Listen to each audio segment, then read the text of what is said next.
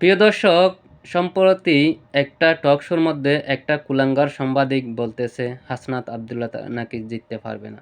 আর জিততে পারলেও সংসদে গিয়ে নাকি মববাজি করবে। হাসনাত আবদুল্লাহ ১৭ মাসে সেই চ্যালেঞ্জ দিয়ে বলছে একটা টাকাও আমি দুর্নীতি করি নাই। এ সমস্ত লোককে যদি সংসদে না পাঠান, কুমিল্লার দেবিদ্বারের জনগণ আপনারা পরকালে একটা জবাবদিহিতামূলক করতে হবে। কারণ সত্য লোককে আপনারা সংসদে পাঠান, ঘুষ খায় না, দুর্নীতি করে না, এদেরকে সংসদে পাঠান।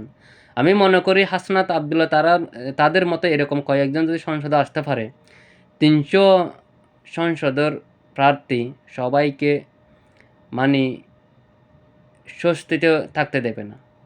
শুধু হাসনাত আবদুল্লাহদের মতো কয়েকজন যদি সংসদে আসতে পারে।